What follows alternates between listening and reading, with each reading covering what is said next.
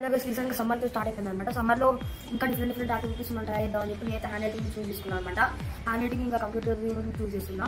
So morning 8 to 9 అయితే నాకు hand writing class ఉందన్నమాట. సో దానికైతే నేను రెడీ అవుతున్నా. సో ఇది నా బ్యాగ్ అనమాట. ఇలా హ్యాండ్ రైటింగ్ బుక్స్కి సంబంధించి ఉంటాయి.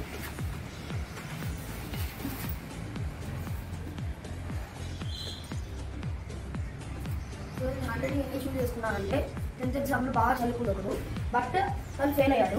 ఎందుకంటే హ్యాండ్ రైటింగ్ బాగుపడడం వల్ల. సో అందుకనే హ్యాండ్ రైటింగ్ మంచిగా ఉండాలంటే నేనైతే చాలా తీసుకున్నాను.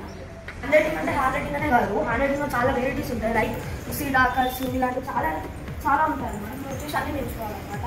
నాకు కావాల్సిన speed writing with normal writing అనమాట. నాకు పుస్తకాలు నాకు ఏమి ఒక్క చెప్తా గుర్తుపెట్టుకోండి. మీరు ఎంత చదివినా కానీ ఎవరైనా చూసేది మన హ్యాండ్ రైటింగ్ అనమాట. సో అదొక్కటి టైంలో పెట్టుకోండి.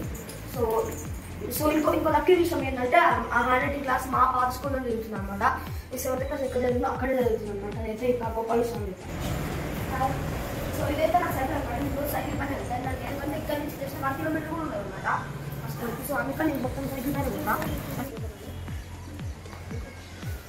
సో రండి నా స్కూల్